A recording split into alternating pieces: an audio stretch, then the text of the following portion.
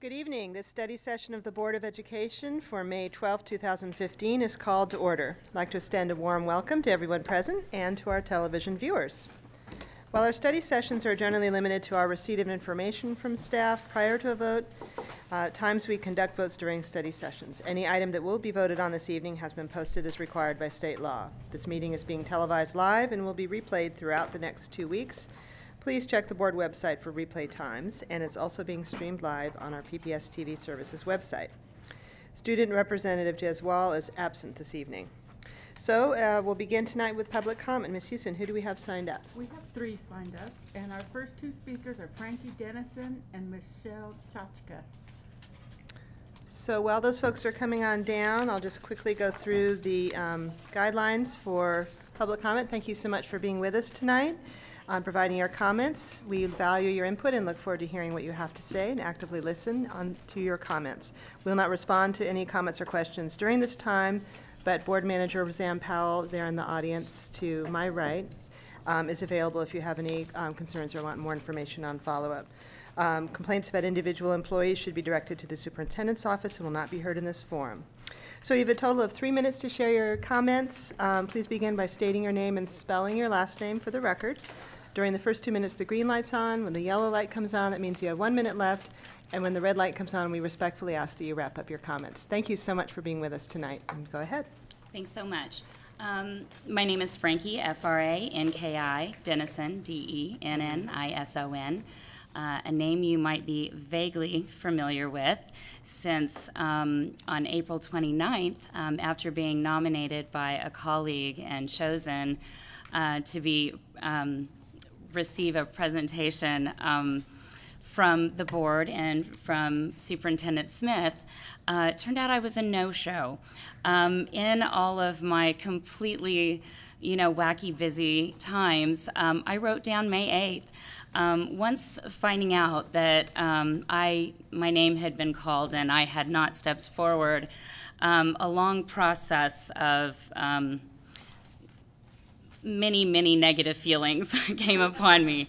So I felt, immediately like I wanted to write an email just within seconds of the great big aha from our school secretary. And then I decided a card, and finally I thought nothing would be quite as appropriate as getting in my car and driving down and saying that far from not caring or finding it a small thing, nothing could be more meaningful to me. I'm going to make myself cry. Would be more meaningful to me to be acknowledged for doing that which I was born to do. So I just wanted to say in person, thank you so much. And I had to take this off the mantle to bring it here tonight. And then I really do respect my colleagues that brought my name forward, and the fact that you would choose me to be representative on this particular occasion. And should it ever happen again, I can promise you I will not be absent. Yeah, really? Let's do a photo shoot. Yeah. Thank you so much. Yeah, let's do it. Come around. We'll do our photo shoot right now. Thank you. Well, I would have dressed better. There's no iPhones in the audience. Thank you so much. Thank you for coming in and doing this. Of course, thank you. It's okay, Greg. Okay, thanks. Awesome. Okay, I have to open this up. Say Frankie. Thanks so much.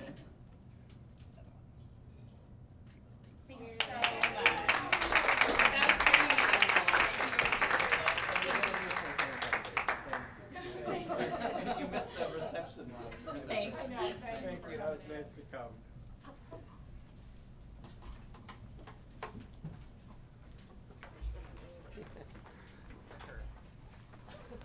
Okay, thank you. Please go ahead. Hi, I'm Michelle Chachka, C-A-C-K-A.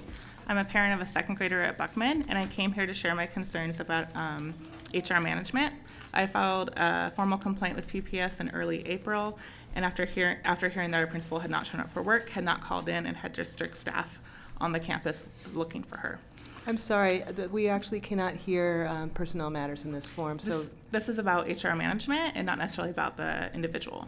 well, you were just mentioning the individual, and we really need to have this go through the superintendent's office and the complaint process, not in this forum. I have been at the complaint process, and I'm told that I can't have any feedback on it. And I think it was moved from the complaint process to the HR process, which is the thing that can't end up happening in the board meeting. However, Can I just talk on principal placement, and it doesn't involve anyone? Okay. that you can do. ahead, thank you. PPS, it's a third paragraph down, and I also handed out a flyer that shows your PR statement and then your actual hiring process. PPS places principals at a few schools for next year, and in the announcement that came out last week, it says that PPS collaborates with schools to fill principal vacancies by inviting the school community input to the needs of the school and selecting a new principal who will inspire, motivate, and lead the community. Yet on the slideshow for PPS admin hiring process, it clearly states that the superintendent can come in at any point in the process and circumvent that process. So the community, is the community considered in these placements? I have no idea. How many people have been passed over at the superintendent's decision? We don't really know. But what I would like to ask for is that Buckman gets a clear communication from our cluster head on what movement we have, and that the Buckman community is involved in the hiring process of our next principal. And I would like you to allow the Buckman PTA to appoint someone to be on that committee for next year's principal. Great. I think that's about all we can. Great, thank you so Thanks. much. And do please follow up with Roseanne, and you can go ahead and email us your full comments. We're always happy to get email on any topic. Thank you very much. And our next speaker is Philip Chachka. Okay, Okay, and thank you, and that's it? yes. All right, so thank you, everybody, for your comments. All right, so next on the agenda, we have the foster site agreement with NAEA. So last week, we asked staff to go back and prepare a resolution on the foster site agreement with NAEA. So in front of you, colleagues, and then folks up on the table up there in the corner is a new resolution for consideration. So again, copies are available for the public on the shelf in the back of the room there. So the board will now consider resolution number 50. Who is bringing forward this resolution?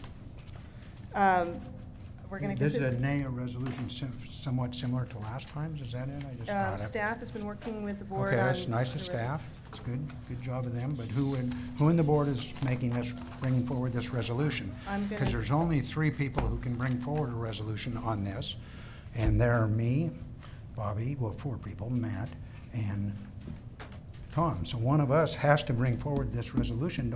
You can't just have a resolution from the superintendent, can't put in a resolution on the school board. Be nice, but she doesn't sit on it, so she can't do that. I'm looking She can for- prepare it for somebody, and then they can bring I'm forward a looking for a motion resolution. and a second on this Okay, resolution. as long as we know So moved. only 4 people who can make the motion. If I could just continue with, that we're Okay. going to consider resolution number 5087, authorization to enter in agreements with the City of Portland and the Native American Youth and Family Center, NAEA, for developing a regional early learning academy and Longhouse Community Center at the Foster School site. Do I have a motion? So moved. She can't Director move it. Knowles She can't move it. moves.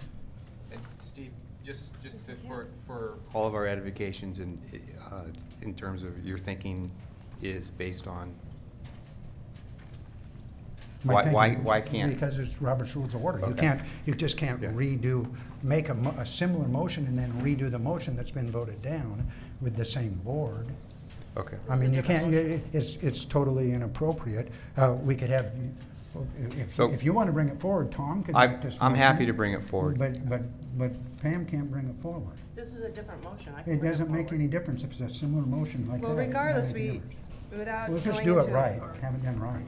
Yeah, so I move that, I move on this resolution. Okay. Can I second? Okay, so you're bringing forward resolution 5087? So I'll Okay, second. do I have a motion? I think that was. That was a motion. Okay, and then do I have a second? I'll second. And Okay, Director good. Regan There we seconded go. the motion to That's how you adopt do it. resolution 5087.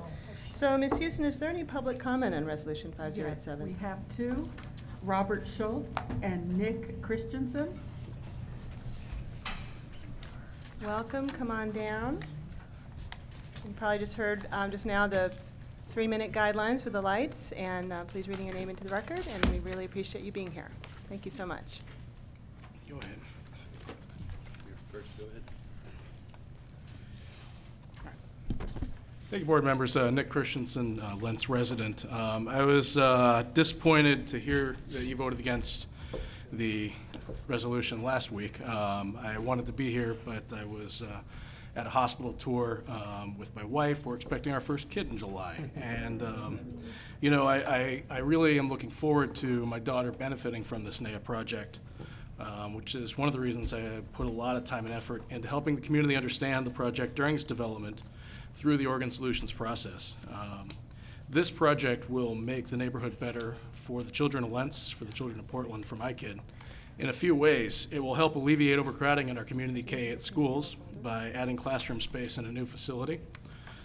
It will help maintain and perhaps even improve the cultural diversity of the community we live in. It will redevelop a lot long left vacant by PPS decision to shutter Foster Elementary School. And if you've been by there, there's a little bit of a, I would say, temporary presence of tents nearby the site that on a street that would be paved if this process goes forward. And it will help establish a cultural corridor along Steel Street that includes the NAIA Generations Project, Lentz Park, Oliver Lent Elementary, and Bloomington Park. Directors, we are still reeling from the closure of John Marshall High School. That scab will be ripped off the wound again later this year when Franklin moves in, and again when Grant comes in. And it's one of the key reasons that PPS's money measures continue to falter in my community. People are still upset. This is an easy Band-Aid, an easy chance to start the healing process. Cost should not be an issue.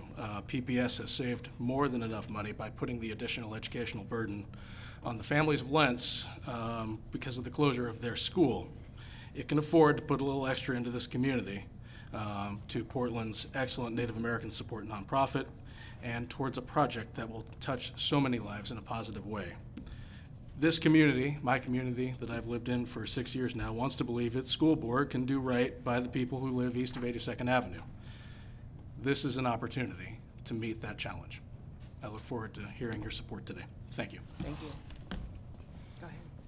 Hi, I'm Robert Schultz, and I'm actually on the complete opposite side of Mr. Christensen's here. I kind of prepared some stuff, if you don't mind me rattling through it.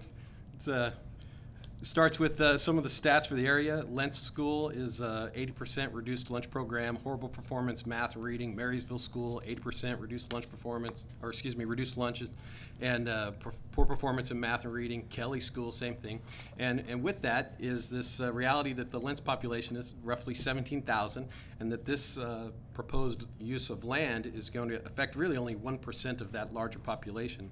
While we have very poorly performing schools with their own needs for funding, this program is looking to spend millions on this new property for this newest program to kind of tucked away in this corner. And this idea of converting any public land that is owned into low-income housing is something I find a little repugnant. Low-income housing is not what the schools are for. It's not why the taxpayers empowered schools with funding. It's not why they gave a bunch of land to Portland Public Schools to manage. It was not intended to be used as low-income housing.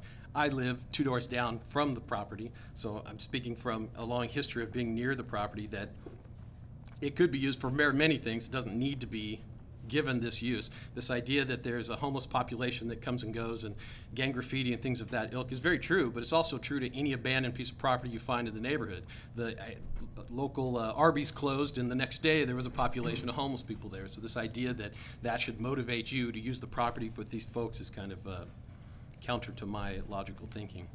The Lentz Neighborhood Association that I'm sure you've heard referenced along with this project is roughly attended by 75 folks. Kind of active members tend to be less than 8% of the population. They do not offer a true representation of our community. Conflicts abound within the group as several work for other nonprofit groups or curry favor with NAIA, Metro, or the City of Portland. And this is the body that NAIA has been communicating with when presenting their interactions in reflection of the community at large. It's a false representation. My opinion is, of course, that it not be used for low-income housing. I believe there's plenty of other things y'all could be putting good money into that are already kind of floundering. There's great alternative programs like Arthur Academy that could be easily incorporated into the larger academic model rather than putting all this energy and money into this vacant property, I personally would prefer it be sold to the public at large and let them put all the cost and energy into developing the property, even if it's apartments. And again, I live 2 doors down from the property and would rather see that than this project. So that's my 2 cents. I appreciate y'all listening to me. Thank you very much. All right, so thanks for the public comment on this resolution, and now any board discussion. Certainly. Director Curler. Just that, you know, to reiterate from our last meeting, I think everybody's very excited about this partnership, and the delays probably has more to do with you know, wanting to make sure that it's done in a way that everybody's comfortable with, and I think that we've come up with that. So I'm happy to offer this resolution. Hope that it passes. It explicitly calls out that the need for more contributions, financial contributions from partners, and this board with NAIA together are obviously going to be doing that. It calls for explicitly calls for putting the whole kindergarten space issue in Southeast Portland in context. So just to come back to the board and understand where we're at with that. It is explicitly calls out, which was already part of the plan, but just makes it explicit that the development agreement will come back to the board. And it recognizes the magnitude of the investment that this board is calling on to make it happen. So I'm excited about the project. Great, thank you. Other comments? Director Regan? For the record, and as I've said all along, I'm really supportive of the Generations project. I'm pleased that Portland Public Schools is going to be partnering with the city, with NAIA, and with a wide group of other partners to make it happen. I'm glad that this resolution specifically calls out and encourages more partners to step in with us. And I'm very interested in working closely with Portland Public Schools and NAIA to secure additional partners as we move forward. As I have been looking at the current timeline and talking with a variety of people, including Commissioner Saltzman at the city during last week, try to make sure that we were moving this forward. There's clearly an immediate need to move forward with the Portland Public Schools support involving the housing side of the project. That's the most urgent piece right now.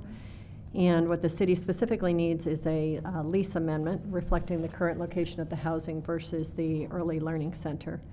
And then the ability for our staff to make some non-substantive changes to the lease as we go. So I'm pleased that we're moving this forward, and I want to call out Director Curler for his work in kind of working with board members and staff to make this happen. So thank you. Just to follow, just to be really clear, that PPS is not contributing to the housing part of that. That's being fundraised for separately. Just want to make sure that folks following along are very but they clear could, on that. the city, my understanding is that the city can't go forward with applying for the housing tax credits without us signing this lease reflecting the new location. Reflecting back on the comments that we were investing in the housing, I want to make it clear that we're investing in the education side, not the housing. Right. Yeah. Thank you. Other comments? Director Buell. You know, I think we've gone far enough with this project that we need to continue to finish it up. I think there's a couple things that we have not looked at that we definitely didn't do just surrounding this project. And the first of is, how does the educational parts of it break down? Where do the kids come from? What happens if there's a conflict over who's using the playground one day? I mean, how is that all going to fit together? We don't think about that, but I look at things often from an educational standpoint and know that those conflicts arise and become extremely difficult from time to time. Where do the kids come from? Who are the kids? What's the situation? Who gets in and who doesn't get in to this school and so forth? How is that chosen? All those little things that can go wrong. Let's see if we can get as many of them up front and figured out beforehand. I haven't seen that. In fact, and I think there's a good reason probably we're not maybe that far along. Exactly. But I would assume, and I'm really asking the superintendent here, that this is the intent that the intent is that we figure this stuff out sooner than later necessarily. The educational aspects and those types of things. Is that correct? Yes, and we do reference that there will be operational agreements and use agreements that will be establishing between the two entities. And the second thing is, one of the things that happened in the last governor, Kitzhaber, one of the things he did, and I sat there and watched it for 3 years, was that he had transferred in his budget about $650 million out of the general fund for education, the K-12 education. He had transferred in his budget proposal $650 million, which is about $40 million to us. And that money was transferred out of the K-12 system. And I don't think we've sat down and really done the job that we need to do to figure out. We did it with Clarendon to some degree. We're doing it to some degree here.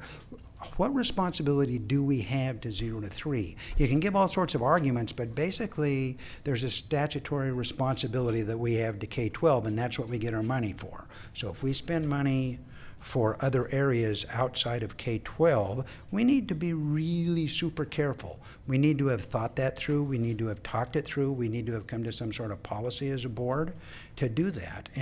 And so I'm concerned about that. And like I say, I'm supporting this project mostly because we've already done this.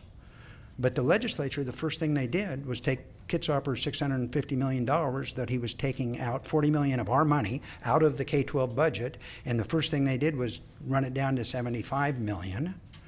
So, but it's this kind of has come up in this type of push through the state government particularly, and it kind of filters down, and so we need, if we're going to do any more projects similar to this, where we spend money to 0 to 3 kids or pre-K or something outside, I mean, there's wonderful projects that we can spend money for. We have 1,000 homeless children. Let's build them all housing.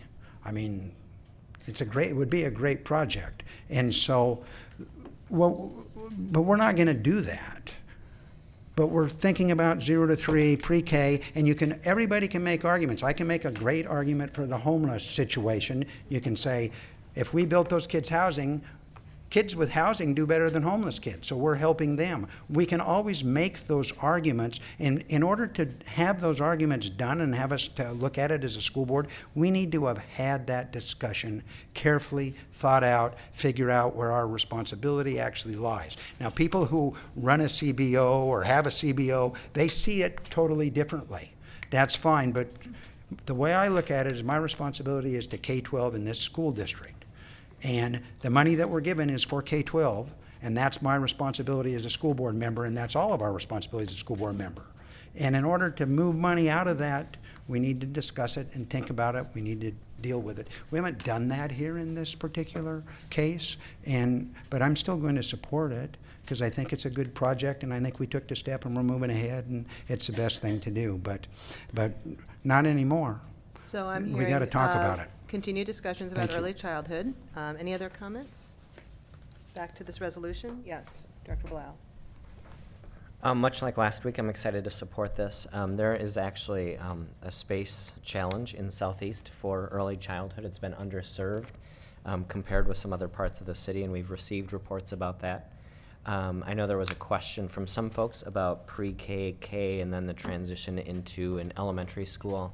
There are schools, districts in the metro area that are doing this and finding great success with this. So it's not an experimental model. People are finding success with this. In fact, right next to our district is David Douglas, who has an extraordinary example of this. And I think what David Douglas sees in the success is that we could put the blinders on and say that we are only K-12, but if we continue not to support the kids that are coming in, then we may always wind up with the same outcomes because we continue to look at them only when they're here. So I think early childhood is a wise investment, and I think we should be looking for ways to, like this, with partnerships, to leverage our money to really bring a greater whole to this. I do want to mention that it will be providing some pre-K to Kelly Elementary, to some of those schools I think that were mentioned in the gentleman that talked about And I didn't have time to look them all up, but if I look up the test scores, and there's a discussion up here about whether or not that's an accurate reflection of success in our students, but I was able to look up Kelly and Marysville, and they are actually both above average in state test scores. So to characterize it as that we have failing schools is perhaps not accurate, but again, I haven't gotten DeLens to know whether or not that averages out. So I'm just excited about this, and I appreciate Director Curler working to make this happen. I also want to mention staff. We talked about how much money we were saving with this new reconfiguration, and I found myself over the week wondering how much staff time alone we're spending on saving the same amount of money, rather than if we could have gone forward. But I'm excited by this project. I appreciate NAEA's partnership in this, and I will say that I am a little concerned as I end my term on the board that there seems to be in this resolution a number of explicit places where we are trying to indicate that we want the ability to pull out of this partnership, and that makes an awful partner. And when I joined this board, people said it's really hard to challenge with PPS. And I think that this is a little bit wise, because we start a project, we're 3 years in, and all of a sudden we decide, wait, there's additional money that we think we can try to do. And it's not that we shouldn't do our due diligence, so it's not a criticism, but that makes it really hard to move forward. So I'm really excited that we're going to be developing this land. Consistently, I've heard people say, do something with your land, do not just sit on it and make it an eyesore for our community. So I'm excited about it, and I, again, appreciate everybody finding a way to get to yes, because I do think many of us are excited. All right. Director Knowles. Thanks. I'm not going to say excited, I guess I will say I'm excited about the project. I was excited last week. I was more excited last week than I am this week. And I'm sorry that we are nickel and diming this thing to death. But I am excited about the project. I think it has great potential. I think we have 17 wonderful partners. And Oregon Solutions, I want to say thank you to them. I want to say thank you to the staff for the work that they did over the last week to try and get this to where it is today. And thank you to NAEA for being a great partner as well. And so although again, I'm sorry that we're at this point instead of where we were last week, I'm probably going to vote yes. Okay, we'll find out in just 1 second. I'll just quickly say, I will quickly say that I am just thrilled to see this project moving forward. That's what's most important right now. Okay, so the board will now vote on Resolution 5087. All in favor, please indicate by saying yes. Yes. Yes. Any opposed? Any abstentions? Abstain. Okay, Resolution 5087 is approved by a vote of 6-0 with 1 abstention. Yay.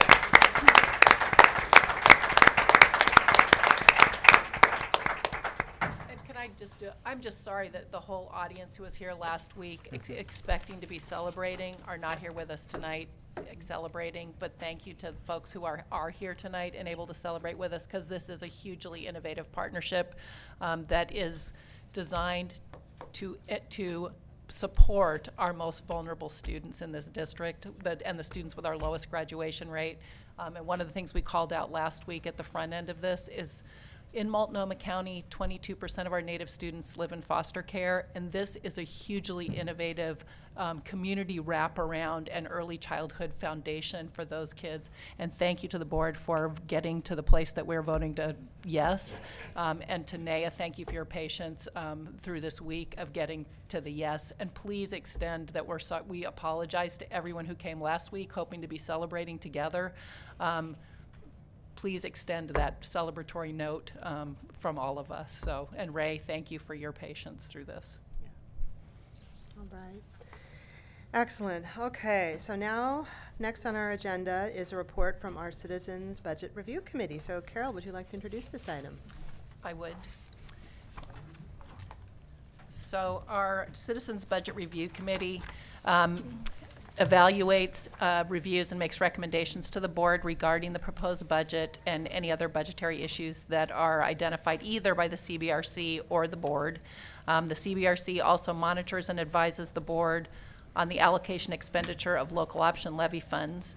I'd like to invite Tom Fuller and Rita Moore, our CBRC co-chairs to do this presentation. And actually, before you present, I'd like to just invite other members of the CBRC to stand in place and let us recognize you and thank you for your service.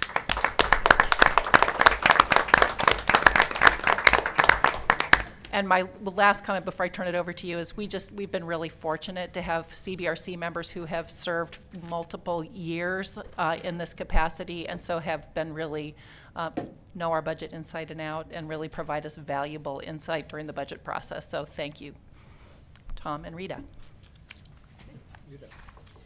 I'm going to do the budget report. And this is going to be long, I'm afraid. I will try to go through it so that you can actually understand it. I have to remember that I will not be beeped after 3 minutes. So, Citizen Budget Review Committee review of the 2015-16 proposed budget.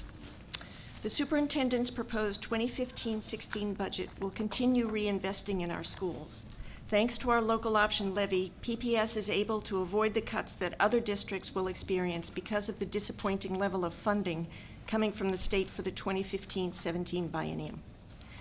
This proposed budget maintains the district's investment in underserved populations in accordance with the racial educational equity policy and continues the process of rebuilding our schools to provide quality education for all students. We are particularly pleased to note that the district is making a concerted effort to make longer-term investments in our schools rather than one-time expenditures. Following the trend of the mid-year allocations, the district is adding instructional and support positions that are meant to be sustained for the longer term. Further, investments include taking over successful grant-funded programs such as wraparound services at the high school level. We appreciate the superintendent's leadership in providing direction to schools by establishing dedicated full-time equivalent staffing allocations to build back basic resources and establish a floor for resourcing all schools. Every school will now have 2 full-time secretaries, full-time coverage of the library with the addition of library assistants and media specialists, and restored art electives for the middle grades in K-8 schools. The 3 priorities. Beyond the central investments in building a school system that provides a quality experience for all students, the district is targeting investments to achieve its 3 priorities: early literacy, high school graduation and completion, and reducing exclusionary discipline. We support the focus on these priorities and would like to see a plan articulating how these expenditures and programs will be implemented, monitored, and evaluated over time in terms of advancing the goals. Investments in the 3rd grade reading initiative include the district assuming the cost of full-day kindergarten, estimated to be $11 million and not fully covered by state funding. More educational assistance for kindergarten classrooms in schools with over 50% historically underserved students, and 8 FTE for reading support in kindergarten and first grade for focus and priority schools. The district's work toward increasing graduation rates is a solid start for building the path towards college and career readiness. Investments include significant touch points such as outdoor school in 6th grade, hands-on experiences in 7th grade, and a college and career readiness course in 9th grade.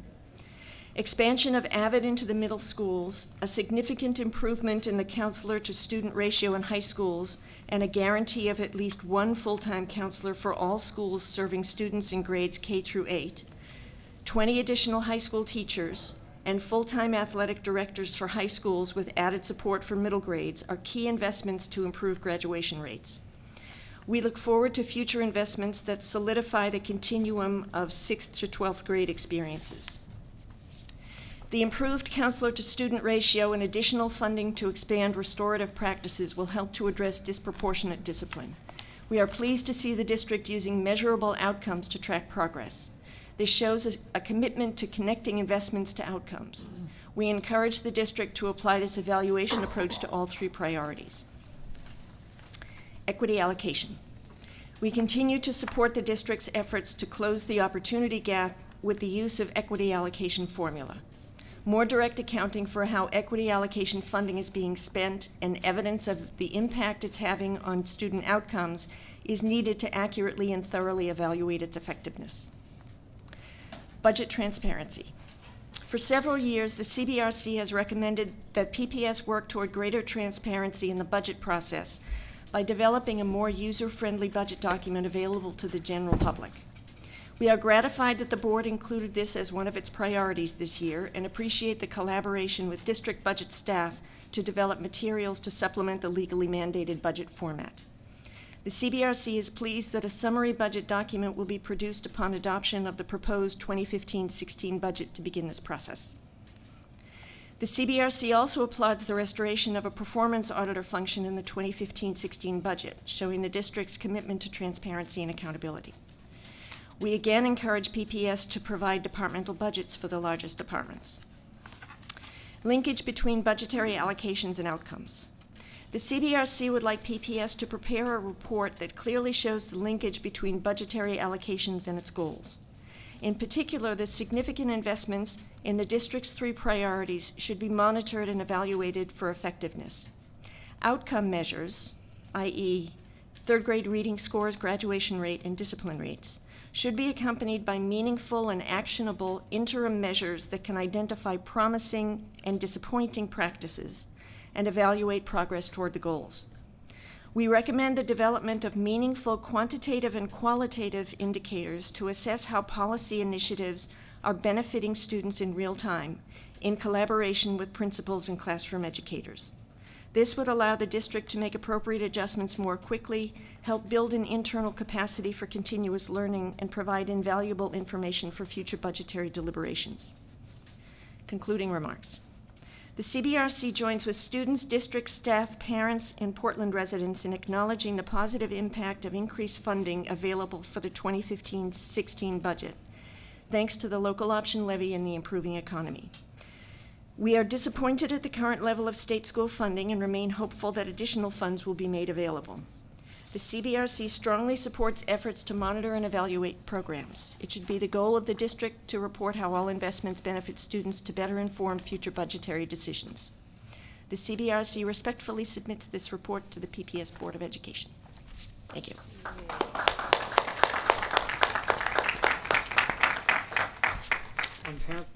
On behalf of the CBRC, we would like to acknowledge the invaluable assistance provided us in and week out by David Wind and Sarah Bottomley, both in assisting with scheduling presentations and to provide us with information. The CBRC also wishes to thank Yusuf Awad and Superintendent Carol Smith and the Board of Education for their support of the committee's work. The Citizen Budget Review Committee conducted a general review of the Portland Public Schools expenditures of the local option levy funds approved by the voters in November 2014. Measure 26-161 mandates independent citizen oversight to ensure tax dollars are used for purposes approved by local voters. The CBRC examined levy data to determine the use of funds in the following areas. Help maintain and lower class sizes that permit more individual attention for students. Help to support a well-rounded program with enrichment for elementary and middle grades with electives in varied interest areas and disciplines for high school students, and provide funding equivalent to 640 teacher positions. The CBRC has the following comments. The CBRC finds that for the fiscal year 2014-15, all levy funds appear to have been spent as approved by the voters. With the help of levy funding, PPS was able to make the following staffing ratio improvements that support and maintain lower class sizes in 2014-15. Now, these, I think, are important to listen to. In K-5 schools, in 2013-14, our staffing ratio was 26.9 to 1. That was reduced to 25.8 in 2014-15. In K-8 and K-12 schools, in 2013-14, the staffing ratio was 25.6 to 1. That reduced to 24 to 1 in 2014-15. In middle schools, the staffing ratio in 2013-14 was 25.25 to 1. That was reduced to 24.75 to 1 in 2014-15. And in high schools, in 2013-14, the staffing ratio was 25.72, and that was reduced to 23.65 in 2014-15. The levy also is designed to help support well-rounded programs, enrichment for elementary and middle schools, and electives in varied interest areas for high schools.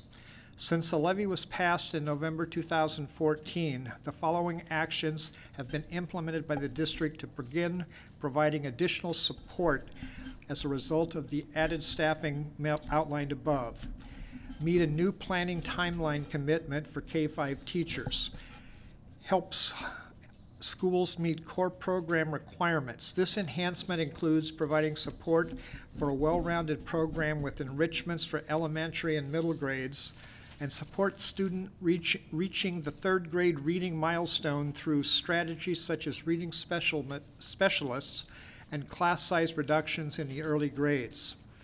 The CBRC's 2015-16 local option levy report will provide additional detail about how the renewed levy will be providing improvements for middle grade elective offerings, college and career readiness staffing for middle grades and high schools, additional counselors with at least a full-time position in every school, full-time library coverage and a minimum of a half-time media specialist in every school, and additional support for athletics in middle grades and high schools.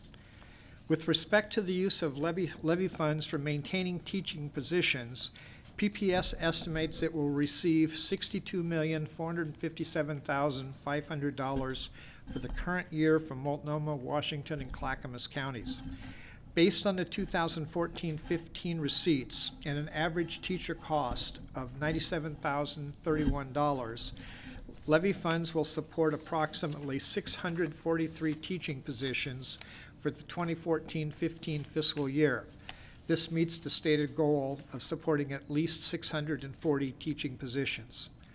Effective with the 2013-14 fiscal year, PPS established a procedure adopted for the federal stimulus funds and which was acceptable to the federal government, whereby levy funds are placed in a sub-account within the general fund and can be used only to pay teachers' salaries and benefits.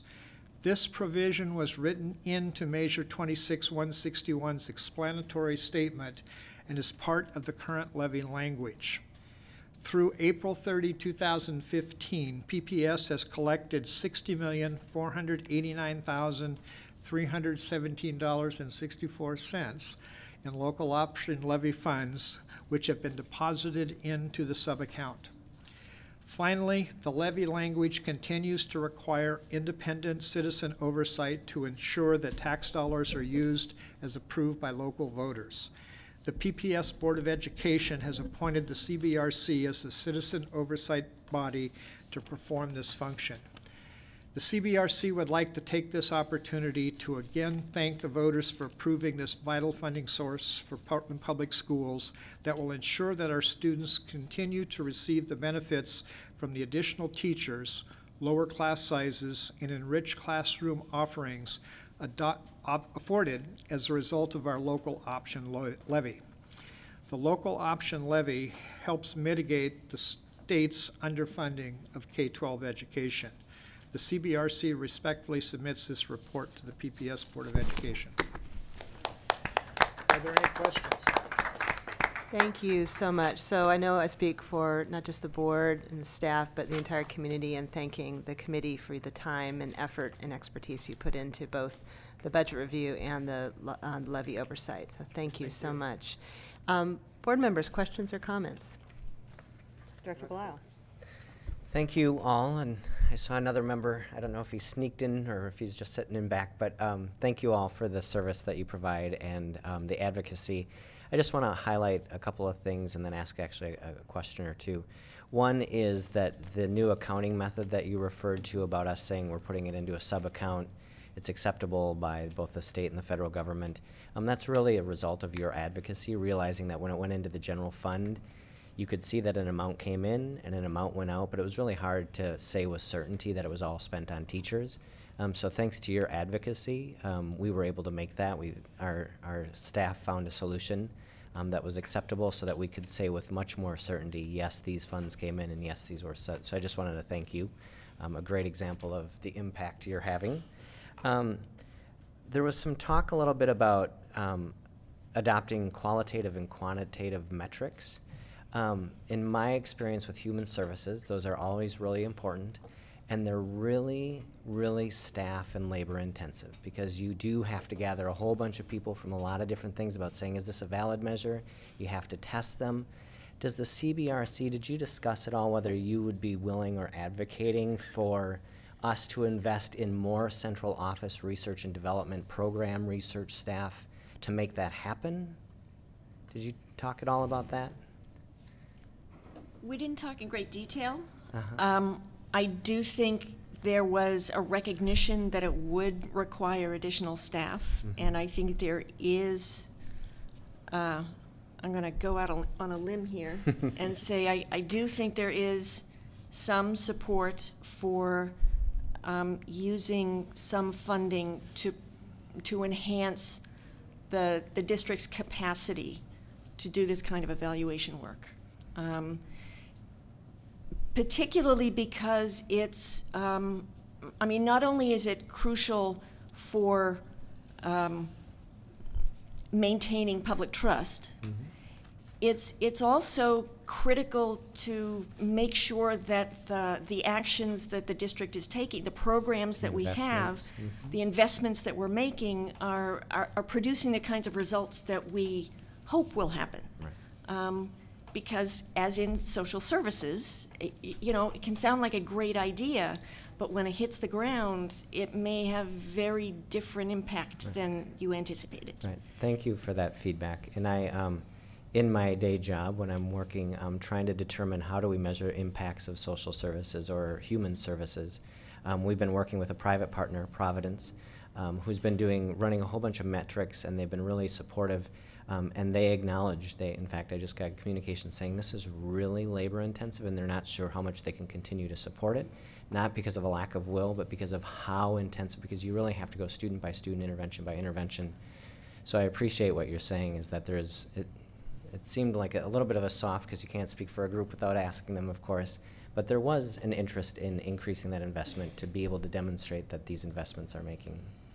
One of the things that we've noticed, and I'm one of the people that have been on the CBRC for a while, is that in the staff presentations, we're seeing a beginning process of where there's a connection of dollars to outcomes. And this is still very early, but part of why, as a recovering banker, I ask for some departmental budgets. It helps, I think, some of your senior people better understand how the money flows to the core programs. But the superintendent and the senior people that we have the privilege of dealing with, I think, are beginning to drill down from the conceptual level and are making these connections between the policy statements and how the money gets invested. It's always difficult when I go into a school and see how many kids are in a classroom to make a recommendation that you add somebody in the central office. And there may be ways to contract for some of that work. But I think I represent one of the 83% that doesn't have kids. We don't even have children, but I pay very close attention to the outcomes. Portland Public Schools are making very good progress. But there needs to be accountability, and I think we're developing the systems to do that. It's a slow process. When ballot measure 5 came into effect, Jack Beerworth, one of my college classmates, decimated central office to try to keep teachers in the classroom. I'm not suggesting we rebuild that. But we have noticed, at least I've noticed in the presentations over the last 8 years, as we've had more money also, I think there's more understanding of the connection between the budget and the outcomes, and the fact that our community is looking for performance and how do we measure it. As we continue to move down that path, I'm very pleased to say and proud to say that I think we're making progress in that direction. And I'm going to continue to work with my colleagues to push for your largest departments to have some budgets, because I think those have become good management tools for you. Thank you for that feedback. And I do want to say that you said in the last 8 years as we've begun to get a little bit more money. I just want to remind that actually it's only been 2 years that we've seen an uptick. That really it was the systems that Superintendent Smith put into place about priority budgeting, so that each department had to come and explain what the investment was and how it made an impact and what were the priorities. So they had red, yellow, and green. Yep. Which ones were the most critical to establishing. It was really that framework that helped us make those investments. And I just want to highlight for colleagues on the board who will outserve my time here, that what I hear, qualitative, quantitative measures, we should be really looking at the investment that gets outcomes. Those are key phrases from a business framework. Some people on this board are really excited about that. Others think business has no place in education. So just want to highlight it as a placeholder. And my last question is, there was a comment in your report about not being sure where some of the investments went, that it was less directive, I think is what I took away from it. I think it was around classified staff or somewhere there. And I was just wondering, was there any discussion, or what was the discussion about CBRC about us being perhaps more directive with our investments so that it doesn't kind of fan out with little impact? I'll see if I can find the exact wording. Well, there was a section when we, in the second paragraph, we appreciate the superintendent's leadership in providing direction to schools by establishing dedicated FTE allocations. Is that what you're referring to?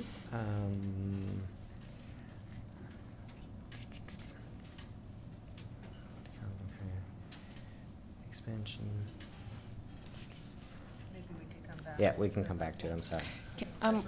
Can I say one other thing? I just want to be clear that we wanted to be clear that when we're talking about metrics or indicators, we're talking about relatively sophisticated, really meaningful metrics, which are way harder to do. So just as a for instance, we're not talking about simply using test scores. No, we're talking about, so yes, very labor intensive, but I think what we're suggesting is that if you can develop appropriate metrics for specific, relatively limited investments, it's doable. Thank you very much for your report, and it's just such a positive report on where we are and where we're heading. It's so exciting.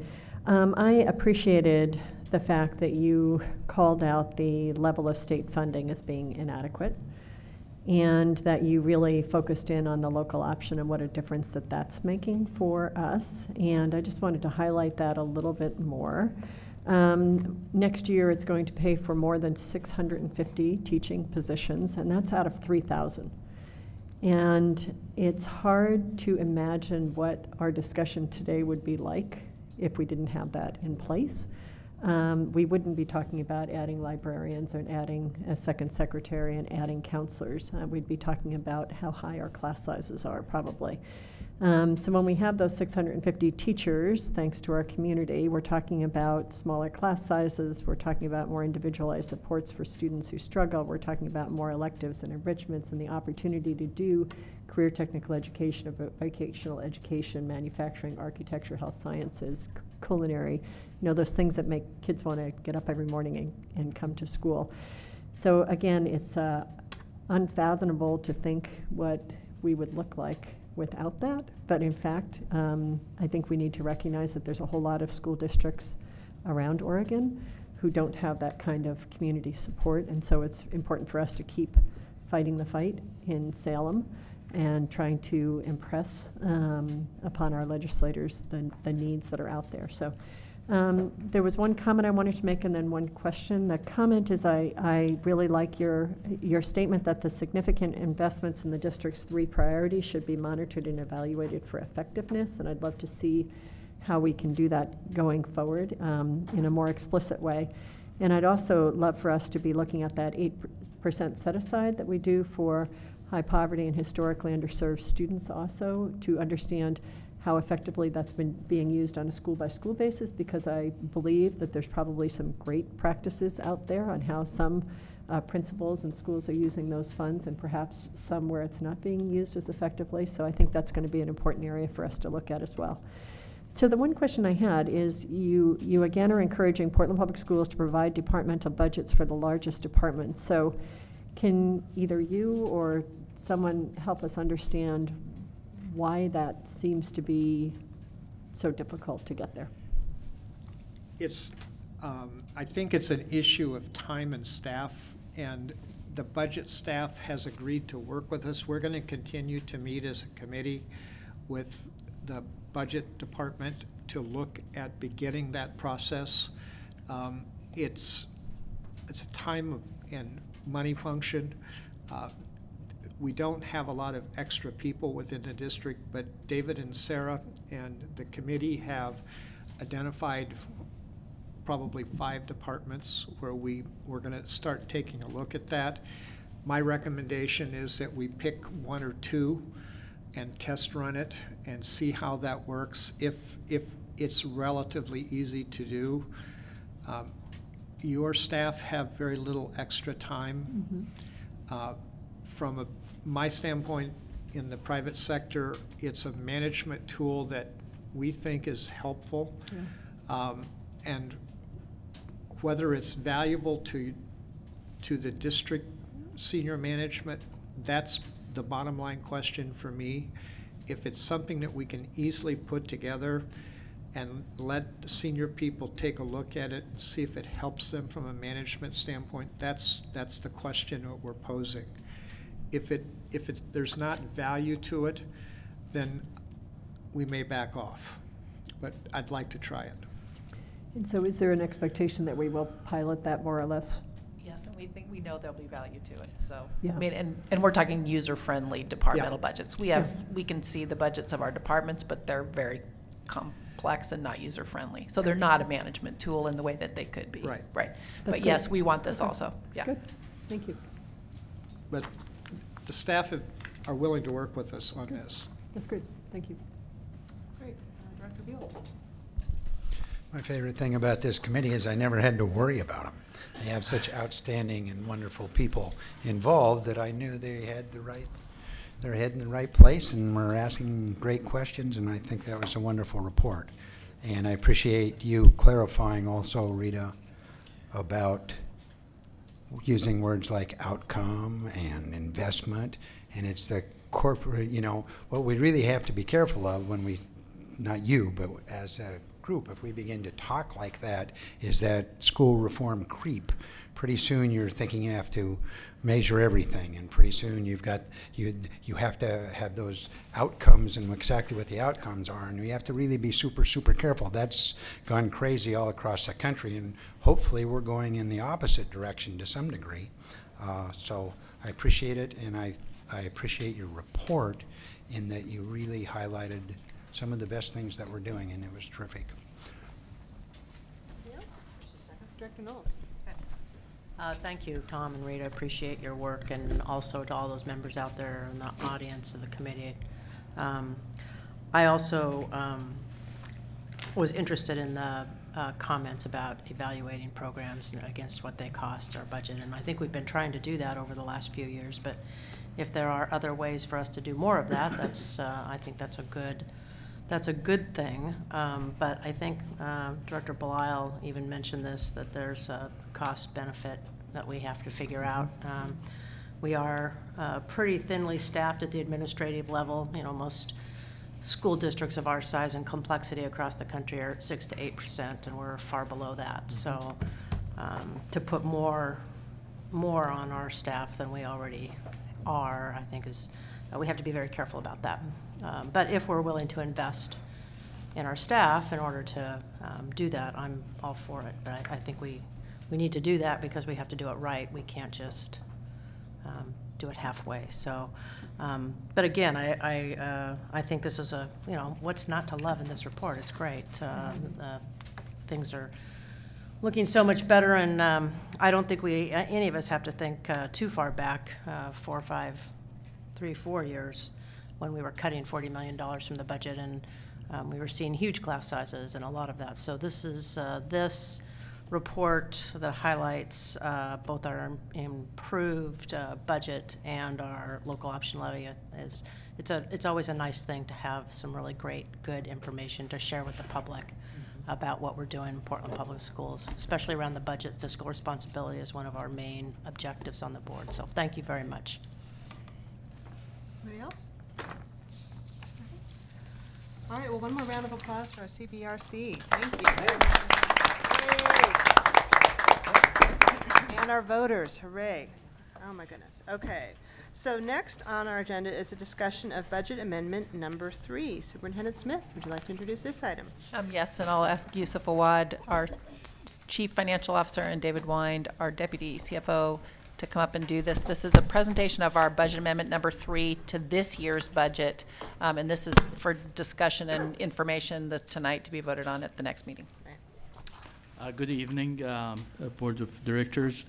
Our amendment number 3, we actually discussed most of the amendment in February when the board directed the superintendent to amend the budget for $7.5 million worth of expenditures to amend the budget. So we have talked about the $7.5 million adjustment at the time. In addition to that, we have issued and closed at about $275 million worth of bonds. This is really great, successful story for the district, thanks to the voters for approving the bonds. But we have generated an amount of premium about $33.2 million. That's about $6 million, roughly more than we have anticipated, which is really great for our schools and building capacity. The third item largely is an adjustment for, we have mentioned in February that we could get an adjustment for fiscal year 13-14 for about $3.5 million. We received the adjustment, and the number is still changing, but as of today, it's about $3.85 million adjustment to the ending fund balance for fiscal year 13-14. That affect our current fiscal year 14-15 contingency amount, and that will drop it down to about 4.7%. I just want to highlight that this means our proposed budget, our current proposed budget contingency based on what we have proposed or the superintendent proposed will drop down to about 3%. That's our amendment. We'll be happy to answer any questions. Thank you. Colleagues, any questions? Again, we'll be voting on this next week. Dr. Blau. I'm sorry, mine's not so much a question. I just want to highlight that it wasn't so long ago we were having discussions about 7% reserves, 5% reserves, and understandably a lot of us, a lot of the board members were interested in spending the money quickly because there were needs immediately in our schools. We talked about the risks about that. We recognized that we have both last year where the state comes back and said, we realized that there was more funding that you received, so we're going to take ours back. We also realized that projecting ahead, even though revenues are up, if there's a kicker, and then they decide also to say you also received additional revenues, they can pull money back. So we're really operating our budget in a 3-year cycle. And so I will just say that I was comforted by the fact that I would leave this board with a reserve of just over 5%. Because for a very long time this district saw real volatility. And thanks to board members before me, there was real hard decisions to keep that, to build the reserve. As Director Regan, I hear you tell the story, right? There was $100,000 or something like that in the reserves, just not much there. And really difficult decisions were made to build it up to 3% with an aspirational goal of 5%. And I just want to say how nervous it makes me now leaving to see at 3%. And I wish that I could go back knowing, and kind of the thought process was, well, we'll know if the economy turns down or all those terrible things won't line up all at once. That's why you be really thoughtful and plan, and that's why many districts actually have a policy to set it at 5%. So I just want to highlight that because, again, I was comforted by the fact that I was at least leaving the district in a stronger financial position, and this looks like we're not going to be in a bad financial position, but it is not where I think that we should be in the long term. Thank you. Thank you. Any other comments? Question. Director Buell. We got $420,000 for AVID training. Seems like a lot. I mean, the problem I have with the AVID training is I have a problem with the AVID. If I put everything in order of what I thought we needed in this school district, and I put them all in order and in a list, AVID might be 37th, but it'd be hard pressed to do it. Now, some AVID is one thing, but a lot of AVID is another thing, and so I question putting that much money into AVID training. So this is the action that what we took back in February. I know, it's Okay. tough. I'm just still questioning already it. did it. I still think it was a bad action back in February. Okay. And so I just wanted to point that out. I kind of like to get things out out into the public so the public understands some things that way. Give me the virtual scholars definition again, because the particular 400,000 here for technology for virtual scholars, is that almost all for evening school and Well, it says here, as needed to serve virtual scholars, summer virtual scholars, and is the Portland's question. evening That's scholars. an awful generalized term. I don't know exactly what So that means. it's online, but it's staffed by our staff. So it's a combination of teachers and online curriculum, largely being used either for acceleration or credit recovery. Okay, that was So- my question. and it's more flexible in our delivery Credit recovery was model. what I was Yeah. having trouble saying. Okay, Yeah. thank you very much. I'll probably be voting against this as I did last time. Go ahead, Director Knowles. Well, Greg stole my thunder about the reserve, so I also am glad that we made it high enough so that now we're going to be down to 3% instead of below that. So, but I also just wanted to address briefly Steve's comment about AVID, because I wouldn't want the public to be misinformed about AVID. We were very fortunate to receive a grant from the Nike School Innovation Fund and from the Jimmy Miller Foundation that next year is going to allow us to expand AVID from just a couple of our high schools to all of our high schools, and then push it down into our middle schools. So this money provides the training for our staff so that we'll be able to push that into all those high schools and down into our middle schools. And it's going to be a wonderful program for expanded to way over more of our students than we are currently able to serve. So I think it's a great investment. Director Block? Sorry, I forgot to call out the investment in musical instruments. I had got to spend the weekend up at St. John's and watch a number of Portland Public Schools bands, some of them middle school, some of them high school, perform. And it was fantastic. And I have to tell you that my wife still looked at a number of the instruments and thought, oh my gosh, how long has that been around, and how many nicks or dings or bends or whatever. And so this is a smart investment, and it's been a great investment. I'm glad that we're able to do it. I couldn't help but see every bass clarinet. I thought somebody quoted that at like 26, like it was one of the most expensive instruments. I'm like, I know exactly how much that costs. That's a really expensive instrument you're playing. But I just hope that we continue to find some sort of sustainable path, much like we've done with technology of we have a plan to get a more regular refresh, and I hope we do the same thing with our instruments, because kids are really enjoying them and they're playing, they're sounding great, but they should have something a little bit more current than a dented tuba. I don't know. Yeah. Great. Okay, so the amendment number 3 to the 2013-14 budget will come back for a vote next week, unless there's any further comments or questions. Okay. I just want to add, I just want to clarify one thing. You have a draft resolution with an appendix which has the tables with the exact numbers in the spirit of complete transparency. I want to let you know a couple of those numbers are going to change very slightly, not in any significant way, but if anybody is compulsive enough to compare the final version with the draft version, some of the numbers will be slightly different, and we're just fine-tuning exactly how the dollars are allocated between categories. So Not the financial transportation budget, though. No, just moving around a little bit, but nothing significant. Great, thank you so much. All right, so now to the... Thank you. The 2015-16 budget discussion. I will now recess the board from a regular meeting and convene us as the Budget Committee. So we're going to now continue our discussion on the proposed 2015-16 budget, both from last week's conversation and then the previous weeks of town halls and discussions that we've had in various forums, which have all led to the superintendent's proposed budget. So as a reminder, we're going to be voting to approve the budget at our May 26th meeting.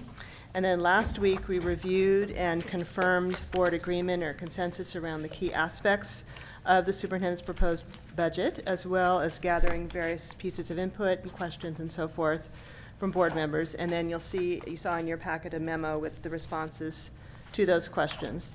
So tonight, continuing in that framework, but hopefully kind of nearing the point of wrapping up, just for the sake of kind of the coherence and transparency of our process for each other and for staff, and most important for public. I'm hoping that we can surface tonight any additional changes, suggestions, what have you, that anyone might have for the 2015-16 budget. We can see, the level of support that's there, and then if it's something that a majority or more of the board supports, then we'll clarify what that is and ask staff to come back, with a specific change. So hoping that we can kind of get that aired and out there for public thought and comment tonight. So with that, any discussion? We had talked quite a bit last week. Director Buell, I know you were ill last week, so glad to have you back. And I don't know how you would like to do this. I'm willing to do it however I want, as long as they all get out someplace. I have 29 issues. Budget issues, which I can make a motion on every one, and we could sit and vote down every one, which is probably what would happen. But what I think might be a better way for me to do it is just to allow me to comment on those. That's what I was suggesting. And then I just comment on each one, my opinion on it. Other people would like to comment on top of me. That's perfectly okay. And then next week I might have one or two specific amendments. So great. So what I was thinking is that board members who had any specific suggestions around the budget would just share them as that's kind of what I'm suggesting. And then what I am looking for, though, to get a sense of how many other board members informally, not in the sense of a motion or a vote, but just informally, if there's support for those or not.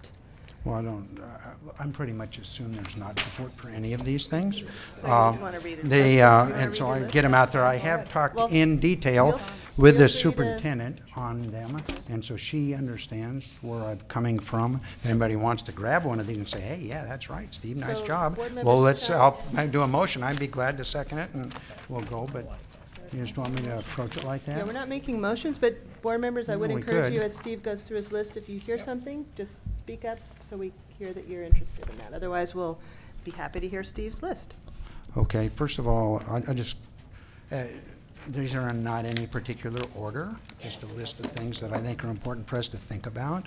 First is, I don't think we've clarified the administrative raises and got that straight for the budget when it comes, and we need to do that and see what they are and some sort of and we did talk about justification and so that forth. last week. Yeah, that we did. We did. I just think it needs more clarification than we've gotten. I really like the librarian things that the superintendent has built in. That's wonderful. I mean, I've been begging for that. And I think we need to have more materials to go with that in the libraries. We get the new people. We need to bolster those libraries. For a long, long time, we haven't put anything in there. So and even though we put in that additional, the original additional materials, we need more yet. Did you have a dollar number in mind?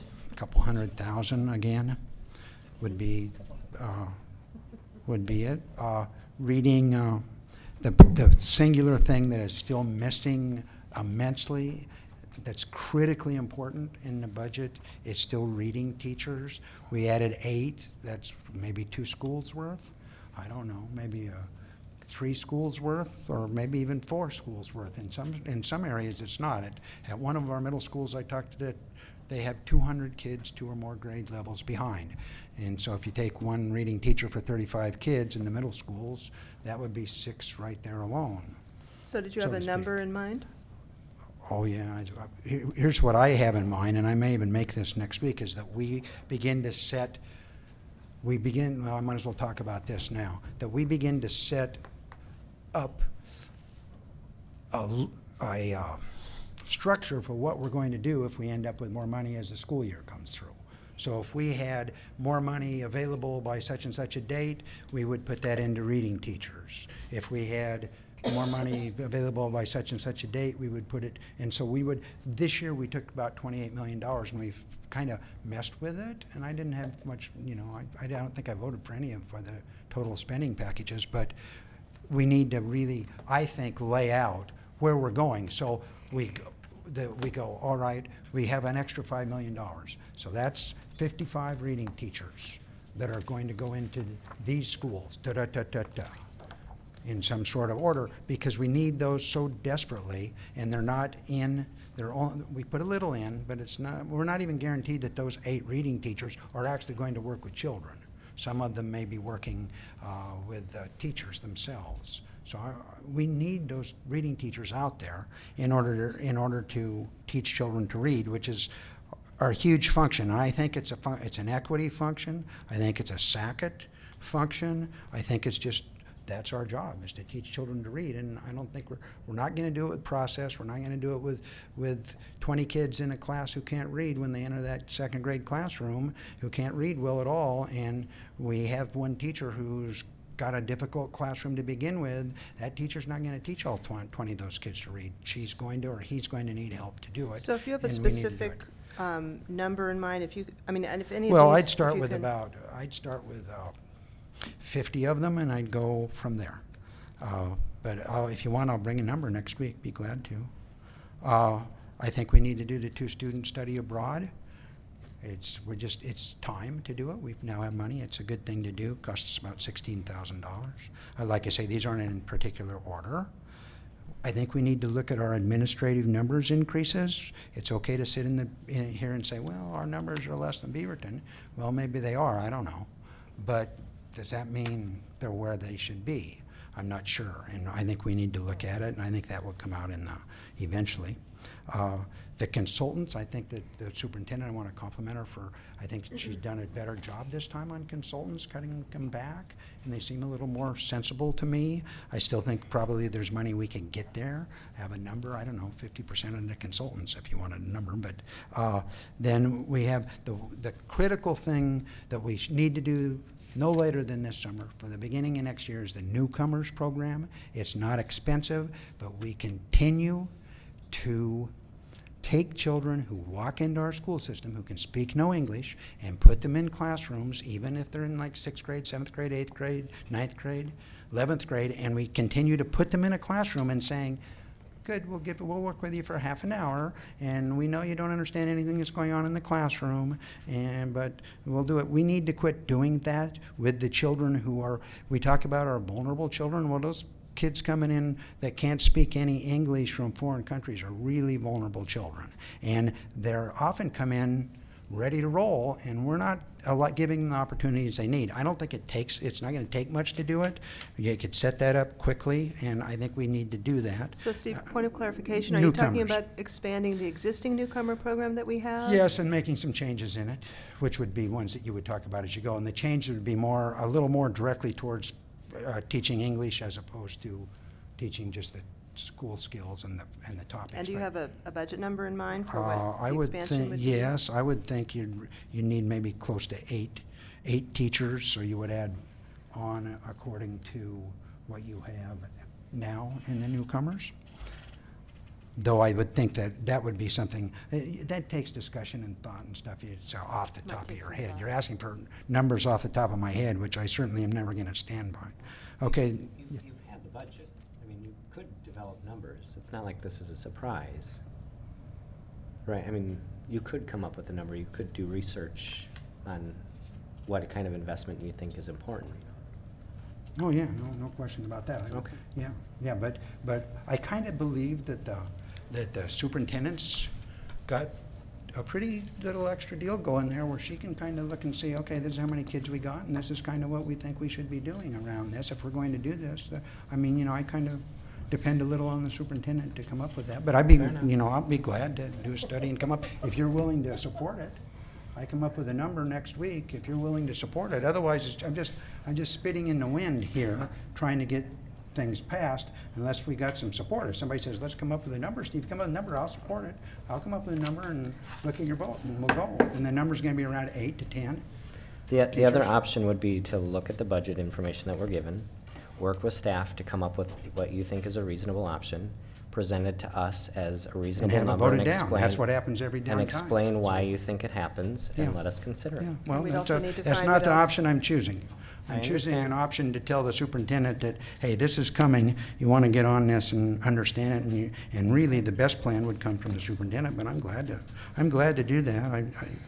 I'm not getting paid to do it, but I'll be glad to do it. If people want, I'll come forward next time. Can I make a quick comment? Yeah, okay, 10, we'll go 10. Can I make just a quick comment? Sure. I wanted to mention is that all right, Chair? Yes, Okay. please.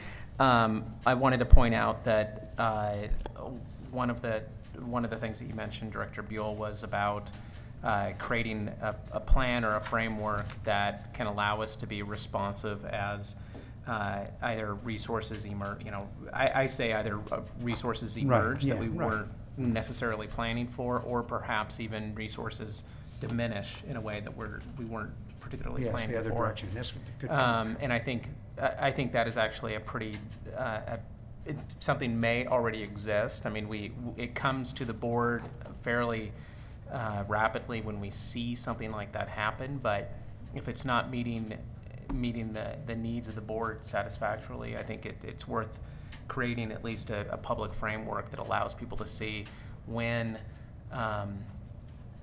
when resources emerge that we didn't plan for. Here are the areas that we see as priorities that we'll be discussing, and that could be, those change. I think good, healthy districts look at what is in front of them at any given time, and environments change.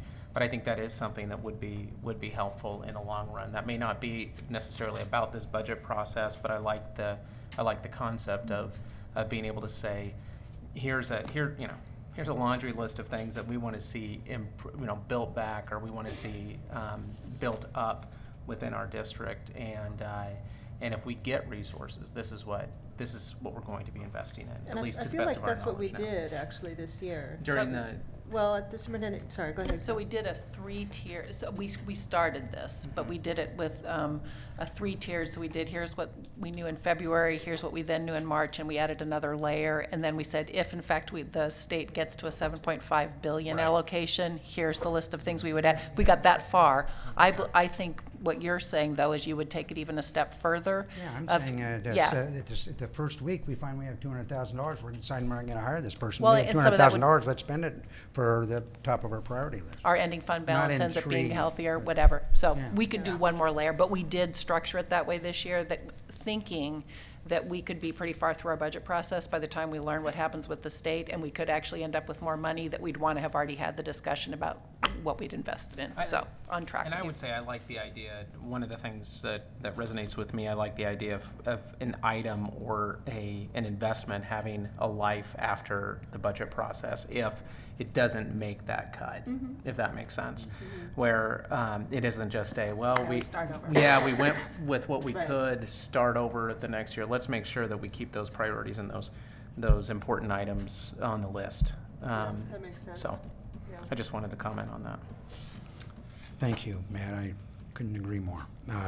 CTE, I think we're still spinning our wheels a little bit more than we need to. We need to get a little better, in a little better shape of where we think we need to go and where we are going than we are. So so there are investments in this proposed budget around that? Are there other specific investments you'd want to make? There's stuff, I'd add money to it, but yes, I would add some money to the CTE to add more CTE, particularly in middle schools. Part of the problem of just pulling things out only is that if you're going to add money, you got to take money away. Indeed. That's right. And so that's a different discussion to some degree. It's easy to say, let's do more CT. It's harder to say, where do we take the money from, of course. I think we need to take a better look at our testing and Common Core alignment and the money we're spending there. I think that would be a good place for us to go get some money. And we should let's slough the Common Core instead of going nuts on it. Let's just slough it. Let's just say, hey, okay, put some of this Common Core into your school system, because we're not even set up with the Common Core to teach children to read. Our primary thing is teaching children to read. Common Core doesn't do that. Common Core does not do that. Let's make sure we're all straight on that. And the Common Core doesn't teach children to write either. It just doesn't do it. So why are we spending all that time and energy there when maybe they're not out in David Douglas doing that? They're just saying, okay, pull some of this together, but let's stay to our function, let's stay to our core function, which is to teach children to read, teach children to write, teach children to do basic math, and then to have a comprehensive, solid curriculum. And so I think we could get some money there. So another place we should be looking at getting money is the TOSAs, the academic coaches, and the other people in schools who are working with teachers as opposed to working with children. So a person in a school who is let's say a social service coordinator that goes out to children's homes, counsels kids and so forth, to me is a pretty good way to spend money. It's not such a good way to spend money to somebody to teach you how to teach to the Common Core. I don't think we should be spending any money there personally, but so I think that's a place we could get some money. So can I just interject, colleagues? I just want to confirm, I'm not hearing people chiming in or thumbs up, so I'm assuming that we're listening to Director Buell, but we're not. I'm listening. I'm writing down the items that he's bringing up. This is the first time I've. Yeah, sorry about it. Sorry I was in the hospital. And there's really no detail. So. Yeah, so I just want to confirm we're not unless I hear multiple folks say, yes, me too, we're not going to have staff go back and prepare changes to the amendment. Okay, just want to make sure folks go ahead and speak up. I'm assuming that nobody does that. There's no changes here unless I make a specific motion. I think we need to eliminate the athletic fees or get them down to like $10 for the entire school system. That's about $300,000 or maybe as much as $500,000 once we started having a lot of kids coming out. We should look at that. Athletic fees, and I don't mind limiting I would like to look at that as well. Other fees too. Do you have a music fee, or do you have anybody else? Certain. I would be interested. So I heard Director Regan. Is anyone else interested in looking at something we should look at, because we need to involve and engage children in school. This is like, in a way, it's almost the major way we do that. So that involving children in school, it's like there's a lot of other ways you can do it, but I mean, that's a huge way. And then kids, we give them two choices now: pay $200 or come forward and say, I'm destitute, please give it to me free. I'd just like to interject. Neither are very good choices. I know that our staff work very carefully to make sure that students are supported and not feel in any way stigmatized, and that they bend over backwards to make sure that every single student who wants to can participate. That's probably the case. That doesn't mean that they end up non-stigmatized, however. We can do as good as you possibly. Every teacher out there is trying as hard as they can to teach kids to read, but that doesn't mean they're all learning to read either. Some of them are getting stigmatized and they just don't even want to come forward or they figure they don't understand the system. So there's a lot of things there. I think that's worth looking at. The outdoor school is, I'm for a 5-day outdoor school, not 6. Okay, because it saves money and it's not worth the money to put into 6 days. I don't know how the busing works out exactly. We have to look at it, but there's plenty of districts who've done 5 days, not 6, and the busing has worked out for them. Well, the 6 days is so you go Monday. I mean, you can go Sunday sometimes. Sometimes when they do 5-day outdoor school, you end up leaving on Sunday. Right. Well, yeah, you can leave Monday from school, not Sunday. We don't have to pay the extra teachers for the extra day. It doesn't do much for you. It doesn't have any real effect. And I kind of had that Our fiscal folks are in the back shaking their heads saying. Good, they're saying do 5 days? They're saying that's what it's in there for, yes. That's what it says. 5, not, okay, good. I just want to make, just one thing, well, this is a budget discussion, so I'm asking about it. Middle school electives, we still need to be thinking more in terms of them, more. So do you have a number of more? to add to what Superintendent Smith has already proposed? No, but if you want, I can come up with a number for you. Can I Yeah, ask you a actually, You question? want a about number? that? I just want to throw a No, number out. I don't want a number, I just Throw- want a question about it. Throw a number out. So I have the great honor of having a daughter in middle school right now. And she is in the process of, it's not really forecasting, at least at her middle school. She's told to pick through a couple of electives and put them in priority, and maybe she gets in, maybe she doesn't. And they have lots of different, there's actually an increase of electives next year for middle school. She's like, wow, look at all these things. What middle school And is she in? she's in Selwood. So there's band, which apparently it turns out it's a year-long elective. So Yes, that just, right, that right. eats up 1 year electives. And then there's Spanish, and then there's yearbook, and there's all these different things, right? For her to get to pick and to choose. But Spanish is also another one where it's a year-long commitment. And then she runs out of choices. So that you can have 100 more choices, and it doesn't engage her anymore. And I think that other people wind up in the same place. Having more variety maybe gets different kids, but at some point you run out of time in a day of number of electives offered that somebody can possibly choose. So I guess I hear more electives, and I, like, intuitively, I just emotionally More respond, electives and yes. activities if you want to add to it. But I think the piece we're trying really Like to address sports. here is 6th through 8th graders at K through 8. That's where the real gap has been, Okay. not so much the Okay, middle okay. schools. That's always been one of the issues, that because of the critical mass at middle schools, they always have been able to have Is that true? more electives. Is that what you're saying? or are you saying No, not middle exactly. school? I'm saying in middle school to some degree also, too. Okay, but I just want to Where- recognize, Yes. and again, this is a little difficult because Director Buell was ill, not able to be part of the discussion last week when we went through the entire budget, but just to Listen, make though. sure it's clear that we do have those additional investments. So again, if we're trying to come up with specific changes, we just need to have some specificity around them, knowing that there's already, this piece is already in there. So anyways, just, yes, Director Regan. On the middle school electives, I also wanted to understand what we are doing to prepare for the state mandate that every middle school kid will take 55 minutes of PE every single day, because that's going to take away one of the electives. And so I'd like to understand when that's hitting and how we are preparing for that, because that seems like it's going to have a huge staffing implication, as well as potentially a facilities implication. Is that And- 2017, 18 years? Well, is it 2017? 2017-18 or is it 2016-17? 16, At any- 17 at the least. At any rate, it's not this current coming year. No, I know so it's not the coming You're year. just flagging it as for I'm future discussion. flagging it. We'll bring yeah. information. Sounds Yeah. like the next biennium. Yeah. Okay, so Director Buell? Hi, I think we need to still work a little on the high school schedule stuff. I'm not exactly sure what we need to do, but I still have a lot of people saying, well, hey. So we need that a to maybe budget look at it. issue? It's a budget thing, and to a certain degree, if you add in and make sure everybody's able to take classes, it's a budget thing. We also talked, I don't know if you had a chance yet to review the video from last week's meeting. but I we actually talked watched the about video. that. It was the only thing I did when I was in the hospital was watch that video. Aw. That was the fun. That was the fun I had Aw. in We the brought 4 you back days. to Now, that is a low Yeah, I bar. felt, Oh, man. I was exhausted another 2 days after watching it was the deal, I think. But just, yeah, well, thank you for that dedication, but just to highlight that we did touch on this. So you're supposed to, according to, it's actually in the policy, Mhm. in district policy, that if you're on the board, you're supposed to watch. Yes, indeed. You're supposed to at least review the meeting I on appreciate tape. that, Yeah, you so it was mentioning great. that. I Yeah, didn't yeah, remember yeah, that. it was, yeah, I had a nice time. I sat there with my girlfriend and we watched the school board meeting. It was the only thing I did. I'm telling you, I didn't do anything else. I laid there the rest of the time.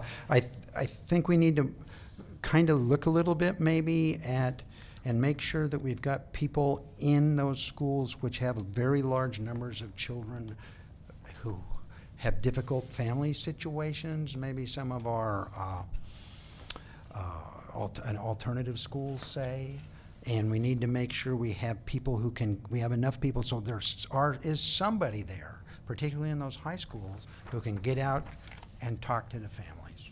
There needs to be, I went, in school I went to, I can't remember, it might have been Alliance, that I went to, and they said, I said, who do you have that can go out and talk to the family of these children who are struggling? And they didn't have anybody.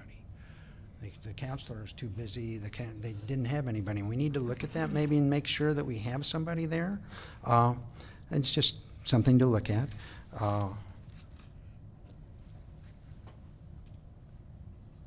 Did you ever check out the Lincoln Kitchen? yes, although. Are we building that Lincoln Kitchen thing, that's a CTE thing next year? So let me bring you back something on that one Okay, too. all right. That was, because I had My stood there attempt with to the make eye administrator, contact with promised the that we're person gonna who could do that, and answer, then we didn't can't do make it. And Yeah, I we'll bring kind you of said, back an okay, I'll answer. check and make sure that we're thinking about it. I think we need to look at the HR and communications to some degree. That might be a budget thing, it might be cutting down, maybe we could save money reorganizing, I don't know, but I'm beginning very disturbed about some of the things that keep happening around how you get hired and so forth and so forth. And also how we're doing, whether doing a good enough job on getting out on our early recruiting, which I've been talking about, that'd be nice. I still would like to have us develop a basic foundation. We keep saying we have one, but no one's able to show me one that I think makes sense to me. But what is our basic foundation now? We did DeSAC it, and which is one of the things here. Okay, so we did DeSAC it. We said, okay, look, you got to keep your kids home in your own neighborhood now. That's what we're telling you we want you to do. We want you to keep your child in that school that's closest to your home. I have no problem with that, except then we've got obligations there to make sure that school's a good school. And some people who end up moving their kids, they're saying, look, it isn't working for my child. Well, what is it? And often it's that I mean, there's a lot of reasons. I'm not going to go into them, but there's a lot of reasons that we need to look at and say, okay, look, are we teaching all these children to read? And our answer, we already know the answer is no to that. And it's not because we're not working our tails off or the teachers are working as hard as they can. It's because we're not doing it. So what do we need to do it to get those kids reading? And I talked to a parent last week, and the parent said, I'm going to take my kid someplace else. All the teacher has for them is to help the other kids. Well, we have to understand, I think, a better job understanding that there's got to be stuff there for all the children along the whole, wherever you are, depending on what it is. Some children need more mathematics. Some children need more science. Some children need better reading, more reading. And we need to kind of do a little better job of thinking that through, I think. And that's the SAC-IT. The SAC-IT isn't going to work if we don't do that. The reason to flee, we have to begin to eliminate and push back on the reasons to flee. And some of that's perception, of course, but some of it is actual things like the parent who talked to me and said, all I got for my kid here is to help the other kids. Well, that's nice, but what's he actually learning? It's a good thing. I don't mind it. It's good, but what's he getting? And that we should try and move as far away from that as we can. The dyslexia, I think we're starting to do dyslexia things. I think that's wonderful. We need to begin to look at that. A lot of our children are dyslexic, and that's a huge portion of why they can't read. We've got, not too far from being done, the Benson Health Clinic. I want to know if we're online with that. I want to point that out publicly. Hopefully we are, and we're working through and going to have that. I don't think it's going to be up and running to this start of the school year. We'll bring you back info on that one too. Yeah. I'm just making a list of the things we'll bring back info Okay, on. that'd be good. 28, I already said that one. We have to begin to look at the middle school and kindergarten through 8th grade balancing, and we're going to, hopefully we can do that. Are we going to do that before we do the boundary stuff? Are we going to, I mean, this stuff's kind of like this big mess we're throwing out and going, okay, but we need to kind of decide, to make some decisions there of where we're going to go. And so I don't know if that has to do with the budget, but to some degree it would, because you would put something in the budget that would do that. There's information on that in the memo that we got back. So there was a memo we got back. Oh, good. Okay, thank you. I think the PBS and restorative justice and the discipline disparities take a different approach slightly. And I think we need a hybrid system that puts it all together. In other words, it puts the PBIS, it puts the restorative justice, it puts other disciplinary structures in your school together, and in a sensible way. PBIS and restorative justice, which are wonderful programs, they're hard to put together. not necessarily because they're super expensive, but they're also super time consuming. So you got a teacher, how often can you sit down with your group in a circle to actually discuss what you need to discuss to work through something like restorative justice? You don't get to do that a lot. It's hard. And so you kind of fudge it, or you don't do it at all, and so the system doesn't work, and it's one of the things that's having to do with our discipline disparities, is that we're not, I mean, how many PBIS schools do we have? How many restorative justice? How much are we actually doing? We need a hybrid system where we put this all together in our own system that works for beginning to get at the discipline disparities that we have. And it needs to be a serious movement, and it needs to be one where we work with the teachers and we sit down and we all work together to come up with a system that we can actually use in the schools. It's easy to sit back and say, well, you should be doing restorative justice. Heck, you should be talking to your kids in your class every day in a circle. Well, yeah, but what are you doing? Are you teaching English then? So Steve, do you have a specific budget proposal? No, because that needs to be, it needs to be pointed out as something that we need to look at. Okay. And I think, you know, it's an idea that needs to be out there, and we need to say, okay, look, what are we doing? Because right now, how many PBIS schools do we have? 5 or 6? How many restorative justice? 5 or 6? Well, we got 70 schools, and we've got terrible discipline disparities that we need to work with. I pointed out about a month ago that we had other things we should be doing around this, but coming up with a system that we actually can put into place in every one of our schools. And some schools need it more than others. Let's be honest about it. Some schools don't need too much. Some schools need huge amounts.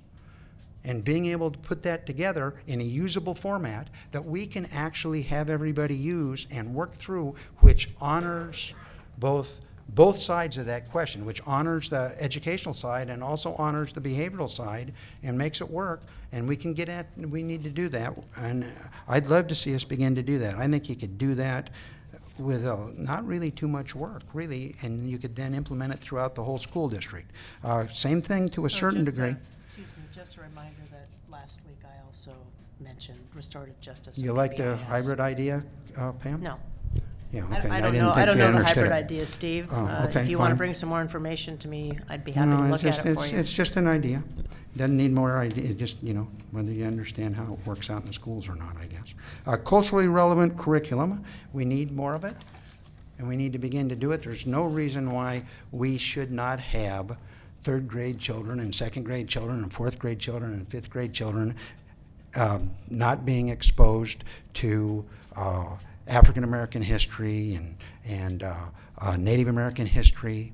There's no reason. It should be embedded in our curriculum, and we should get it embedded in the curriculum. So I think everyone would agree with that, and I don't know if that's a budget change or, I mean, budget change. Priority when we're doing everybody our agrees, but we're not doing it, are we? Not yet. So I thought I heard in the presentation from Teaching and Learning that, in fact, they sent me some additional information, and my apologies, I didn't send it on to the rest of the board members. I had asked about how do we determine whether or not a curriculum is culturally relevant or culturally responsive.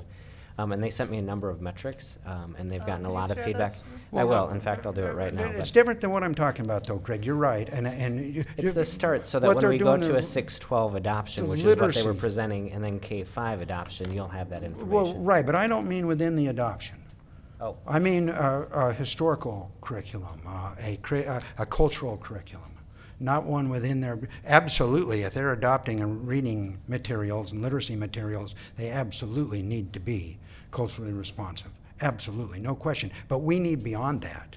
We need a history. What are you getting as a third grader about Native American history in your third grade classroom this year? That sounds like a future informational item. No, this is something that they need to get in order for next year, not future. But if you have a specific budget proposal, I mean, I think it's really more. Okay, you want me to bring a budget proposal on that next week? If you feel you need to. So, okay. Are you done? I'll be one of the things. Almost. I have 4 more. Well, we don't have to do that one. I mentioned the Avid. I've got a lot of trouble with spending a lot of money on Avid. I don't have any problem with the Avid curriculum. I just don't think it's our best choice. We got a lot better choices. This one's, you think it's going to be stupid, but it's not. We need to have the phones working all day in this building. So every time anybody calls in between 8 and 4, if that's our hours, that the phone, you can actually get a hold of somebody. So you're talking about central office. I'm talking about right out in there. That if somebody takes a break, we put somebody in their seat to answer the phone. If somebody takes a lunch, then we put somebody in that seat to answer the phone. And we need to have somebody there all day, every day. We have hundreds of people in this building. It's a reflection on, it just reflects so badly when you can't get in and talk to people or call people. I know how it works because I do it all the time. And it's all the time you don't get anybody. And the last one is, I think we need to look carefully to make sure that, which I think, the people who are going off the school board, I think this is your best legacy, period. Though the legacy that you've done on the immersion program is wonderful, but I think the 8% equity allocation is the legacy of this board, really, of the people who go off. It's wonderful. I think we need to check and make sure it's doing what we think and be a little more careful. We did the 8%, it's been a couple years. Now let's take a look and see, is it really doing what we want it to do? And where is it going? And we need to kind of look at that more carefully in a really serious manner, because the question isn't just where did they spend the money, the question is where would have they not spent the money if they didn't have it. Right, I think a number of so that's where it is, and that's the thing. So I'll bring a couple specific numbers for you you can vote down next week. So so thanks. And then additionally, so I didn't hear anything specific that folks wanted to have changed, but I heard a number of pieces that you would be coming back with in the future with reports or information just for. So I think you guys the caught ones those. I had as information ones were more information about the PE requirement, the Lincoln Kitchen, the Benson Health Clinic, and then the other one, the middle school K-8 balancing, was included in the report you just got. And I think, Steve, you brought up a number of themes that we've heard before too, and then I think we would agree with just around, wanting to continue to follow up on the curriculum piece and what are our investments. Oh, and the 8% is Yeah, one, the and that one 8%. is in motion that we actually Yeah, did some 'cause- inquiry this year, so. I appreciate the board's indulgence for that. I really do. I think the difference is, though we have talked about a lot of these things, I'm talking about actually doing them, and I think it's different slightly. But thank So you. actually, I would submit that the rest of us would like action on things as well. We don't just bring them up randomly to rattle on about them. So we did have a memo last week in response to the questions that came up last week. So I wanted to ask my colleagues if there was any specific follow-up to any of those, or some of those were specific budget numbers associated, others were just informational. Just wanted to get that out there now in case, again, there was something you wanted to have considered moving forward as a formal change to the budget based on that information.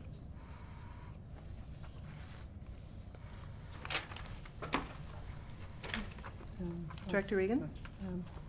So first of all, thank you for the follow-up memo related to the budget questions.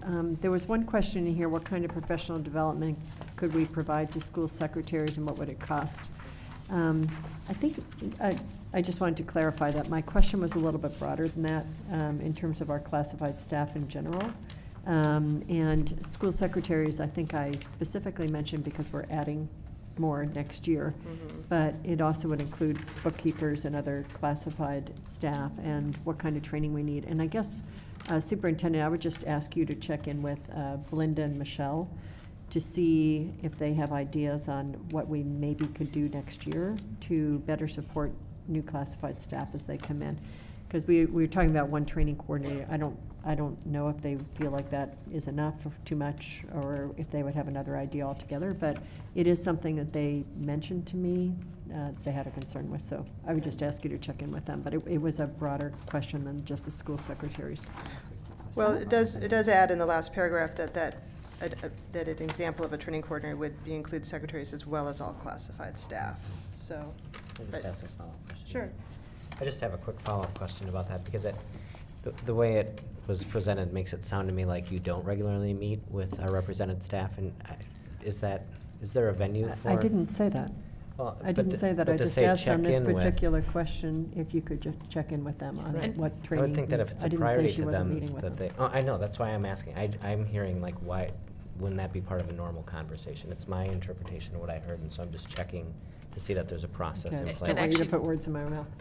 So, part of what I heard in the question was also about new staff and onboarding, because we actually do a fairly great combined central department and PFSP classified connections training that actually has been really highly professional and really good. But that's ongoing professional development. I think we've had a huge gap for a number of our employee groups about how we onboard, and our HR department has really been trying to ramp up what's the kind of training we do for new staff, so they really get an introduction to PPS in the last couple of years. And Sue Ann Higgins, this is part of what her her job is. However, when we were talking specific about classified staff, we have in a previous era had a person whose full-time job was to provide training for our school secretaries. And I know we had numbers of school secretaries who are like managing huge like learning curve as they were coming in and having to manage front desk with having no onboarding. So that's I think that's part of what we were trying to respond to here is what's the initial training we're providing as we bring people in new to the organization. And I will say, PFSP has been a great partner in providing professional development over a bunch of years at this point, and I feel good about really high quality PD that they're getting, but it's ongoing training, it's not onboarding. Right. Yeah, Director So, Knowles? Ruth and I meet regularly with PFSP, and they raise that issue as well, and we both talked to the superintendent about it before, so it's great. And there was some other information in the memo as well in response. I think this actually gets to one of Director Beal's points too, that adding a social worker to every high school would be $935,000 was another piece. I just want to kind of get these out so that we can have things as clear as possible for staff and the public before we come in next week to vote on this. So that was a piece. I think there was anything else in here. I think there was about the $15 an hour minimum wage would be about 1.1 million. And again, of course, one would have to go find corresponding cuts. Director Knowles. The very last question, we're talking about funding to expand outdoor school, and we're using our resolution funds. My question is around what other kinds of things could those funds buy? I mean, we're looking at, we've been talking about nurses in our schools, we've been talking about mental health for our students, a lot of those kinds of things. So 6 social workers. David can come on up. He leads. So I'm just curious about what else we could buy with that instead of outdoor school. So the additional $600,000 to expand outdoor school from 3 to 5 days. And David leads a conversation with all of the departments that purchase with resolution dollars. David? So off the top of my head, without the list in front of me, you did touch on some things. So one of the major things we fund with resolution dollars outdoor school is school nurses. We have... David, could I interrupt you for just a second? Do you know how many... We don't even have one nurse in every school, is that correct? That is correct. We do not have one nurse in every school. Do you know what the ratio is? I don't. It varies from school to school. There's an allocation process based on demographics of the school and the number of kids. Okay. But you're correct. It is not one nurse per school. Parenthetically, I know that MESD is looking at the whole model for school nurses and looking at some alternative delivery methods, and we expect to hear more about that. But school nurses is a big thing. We have placements at some alternative programs where the MESD has a better capacity and critical mass to provide things. We have some... Are those mostly for our students who are special ed? Some of them are special ed. Some of them, there's one for court-referred students, so that's more sort of judicial system. Okay. We have some technology services that we purchase through MESD. What are those? They or just general. I mean, what does that mean? Synergy. Yeah, synergy support. They host the Synergy system, so and there's a differential there. So a number of the services we pay a different rate for Synergy than the smaller districts do, because some of the Synergy stuff we take care of ourselves, and the basic platform we fund through MESD. There's a couple of curriculum service things. So I mean, there's a variety of things that we could do more of if we didn't spend the outdoor school money on those. but we happened to be in a position where we had some additional capacity.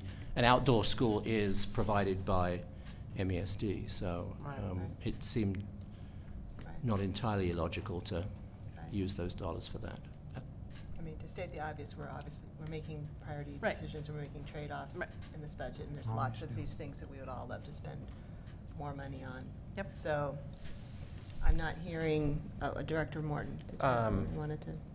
I appreciate Director Knowles asking that question. I think it was one that I had too, if I were to look at, you know, just on the list of what we talked about last week, and you know, the benefit of social workers. It would be hard to find that benefit of one over the other, but I think those are the kinds of trade-offs that we need to talk about. I do want to mention around, I think Director Regan asked the question last week about a $15 an hour minimum wage. Given the issues around compression, around not being able to self-sustain nutritional services with increases, there is a huge value to this, but I wonder, particularly since it addresses some of our labor groups, if this is something that we can go in as a goal when we begin negotiating with our labor unions, because of it. You know, it will affect some of the tiered salaries. Still a very worthwhile effort, and in fact, you know, I'm obviously not going to be a part of those negotiations, but $15 an hour doesn't crack the need. That's a number that we like to tell ourselves publicly, that will sustain a family. It will not, and it's not a living wage, and we know that in Portland, and we have to look at what that number is specifically and work from there. So. But I thank you for the information, and I think it was definitely a very good question to raise, and one it was nice to see the information returned. So. Could I ask a clarifying question on that? It said that the cost would be around $1.1 million, including benefits for 442 employees. Does that mean that we have 442 employees that aren't getting benefits at all at this point? I think it's for the increase. I didn't know if that was included in it, or if that was I read it as in addition to. I read it as the increase with the I think cost. it is the people that would increase. be affected, which is a very small percentage. So it would be 442 out of 6,200 employees. That's how I read I just want to make sure I'm reading it correctly. Right. So it would impact 442 employees. Are making less than 15 an hour? Yes. Out of 6,200, okay. Yes. And the $1.1 million is the salaries and benefits. And benefits, okay, thank you. Cost for taking those 442 employees up to $1.1 million. Okay. As I think you referenced, it doesn't make any account for if you then change the salaries of people who are now on the same. Right. You know, it doesn't deal with Which that. is That's why the compression issue. Says this is a negotiations issue. But thank you. Yeah, appreciate it. So this is when it would be really interesting maybe for us to have a work group between Portland Public Schools and some of our labor groups, maybe to start looking at this, because I believe that a lot of cities and counties are working on this incrementally to start bringing it up, and I would be really interested in having us starting that discussion. So. Anything else, colleagues? Director Pillard. Yeah, sure. Greg mentioned the plan for technology that we have and the whole leasing thing. But is that in this proposed budget, or is it the add-on? So it's in the add-on if we hit 7.5, and it's only doing it at I think it's like $1 million. Like the plan we looked at, I think, was starting us with a $2 million, investment in the leasing, and this one does like half of that. But that gets back to, gets back to the earlier discussion about, given that you've done that pre-work of kind of prioritizing, and we've discussed it, that you would be ready.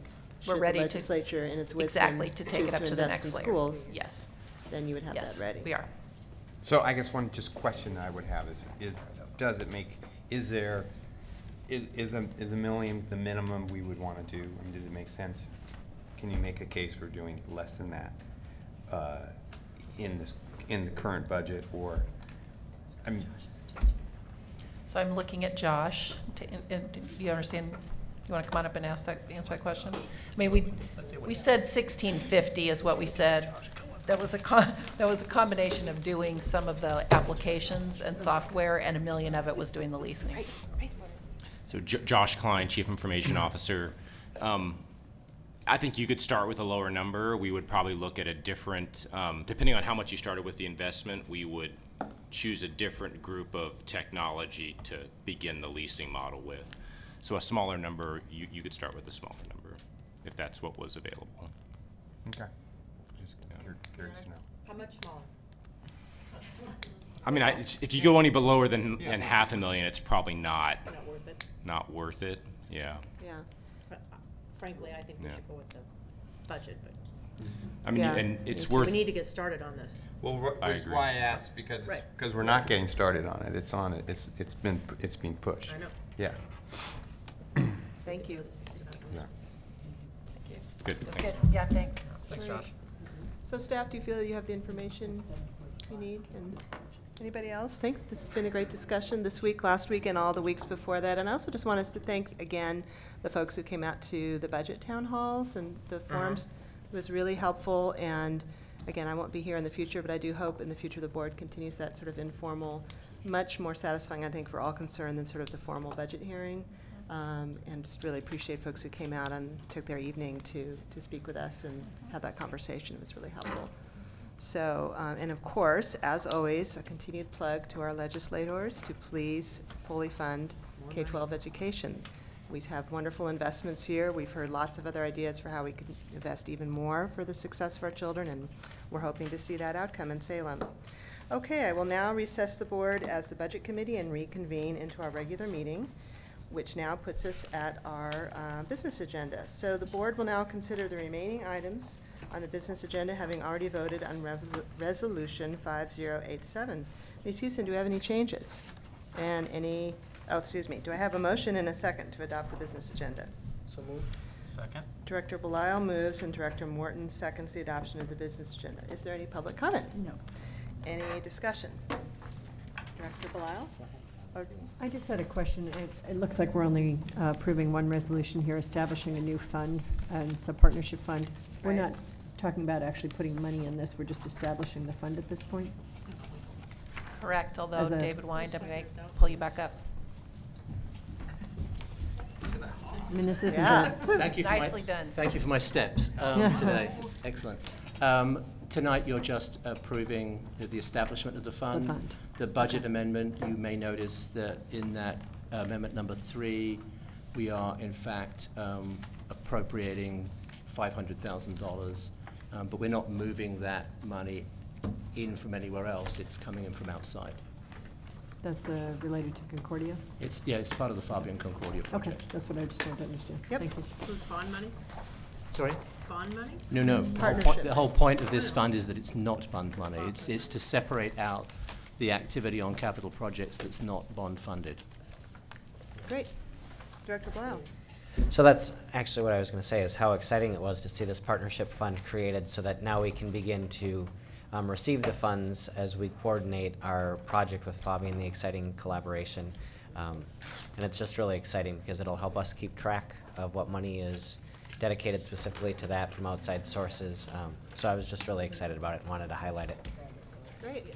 All right, So- the board will now vote on the business agenda. All in favor? Superintendent has a question. No, Oh. you can do that one. I just have something before we adjourn. I realized I sure. had another note of 3 Oh, you bet. budget things I needed to say to you. Okay, great. So all in favor of the business agenda, please indicate by saying yes. Yes. Any opposed or abstentions? All right, the business agenda is approved by a vote of 7-0. And Superintendent Smith? So at the last budget discussion, I raised 2 things that were in partnership that I think I heard people's interest in, but I should say them again. One was the opportunity to add 2 to 3 additional Sun School sites with the county, where we would be paying $35,000 per Sun School. And for us, it would be Astor, Hosford, And if we got 3, it would be Woodstock. So those are our next 3 in line, but $35,000 a piece. And I'm more looking for whether or not there was a interest in saying yes to that if we got to do it. So that's one. Second was the city was looking at adding year-round, so to the bus pass. So our TriMet pass, they're looking at adding $2 million in their budget for summer recreation activities. That corresponding with that, they wanted to be able to offer us year-round TriMet passes, and we're in conversation with TriMet and us about it, but it would have a dollar cost to us. That, again, David, I'm thinking it was, I don't know the real number on this one. I heard $200,000. Yes, okay. As the ballpark for us, if we wanted to provide year-round bus passes for our students to be able to take advantage. So those are just 2 other ones that I'm, again, are in partnership. That I'm, again, this doesn't have to be a decision at this moment. I'm just making those visible to you as 2 other things that have occurred in partnership with other entities that would impact this budget. So it would be in this next budget? It would be. I mean, we can bring this back up again in your next conversation if you want to do an amendment, but those are the other ones that I just put in front of you. Ruth? Yeah. What criteria do we use to decide the next 3 in line? The Sun Schools. Is it economic? Yeah, so with all of the Sun School partners, there's a coordinating council across all the districts that we did a pretty complex poverty weighting and did like a sequence of, as we get to add programs, here's the next one in line. And so, yeah, and each district, it's not like either, like we could have none that are up. We have, these are our next 3 that are up. It's across the whole. It's across the whole county. The whole county. Yeah. Okay, good. So the 35,000 per is just it's our portion. Your contribution it's to the Sun. PPS's portion. They're like larger it's like a $90,000 I think cost per Sun School, and our portion would be $35,000. And we have every school that's not a Sun School wants to be a Sun School. Oh, so yeah. Oh, yeah. I mean Who doesn't want it's that? yeah, and I will say this year across the council we were talking about going deeper with our services, not adding additional Sun Schools, and then they ended up having the capacity to add some as well. So we said, great, if we're interested in adding as well. We will be interested in adding. Okay. So I'm seeing nods. So okay. I mean, I think if I think one of the things that the district can do is to create parameters around the organizations that provide the services within those Sun programs. My recommendation is one that either, particularly depending on the schools and depending on the communities that have the deepest disparities within those schools, I think identifying either culturally specific organizations or culturally responsive organizations that can be the Sun service provider within that school is the best way to go about it. And the district does have I think, or if not final deciding power in that, but very close to it. So I don't mind creating an opportunity to invest and increase. I do personally have a bit of a challenge in how over a longitudinal look at the Sun program, it's been held relatively harmless as other programming has diminished, other resources have diminished, but I'm working through that. And but I think it would be within the best interest for the district to take a really close look at what kind of organization is going to be able to serve the community at that school better, and get the better results, because there are some organizations that are getting just oversized outcomes for communities and some that are not. And I think focusing on cultural specificity and cultural responsiveness are I don't think organizations should be partnering or working within our schools that don't fit those criteria. So, Matt, do you think some of it is the people running each school too? I mean, Craig, you did Sun Schools a lot, right? A lot of times if you had a really good coordinator, you got a better program than if you have a poor one. I think it always depends on the individuals and the people that you have. I mean, there are organizations that do amazing, majority of organizations do an amazing job within Sun Schools, but I think there's also, as we invest in something, particularly those areas that we have that fit some of the wraparound needs of our students, we really have to take a look at what are the specific outcomes that we're looking for with those kids, and how do we invest in the organizations that actually get those outcomes. Good point. Great. Director Blau. I just wanted to mention, because folks know that I do work for Multnomah County, and I do work in Sun Community Schools. So there's a potential or the appearance of a conflict of interest. There is not one, but I just want to acknowledge that for folks. And all the questions that were raised here, this discussion, all this information is available, and I'm sure that the right folks would be happy to provide you with the information and the questions that you'd want. So. Great. All right, thank you very much. So the next meeting of the board will be held on Tuesday, May 26th. This meeting is adjourned. Oh, yeah, the next meeting.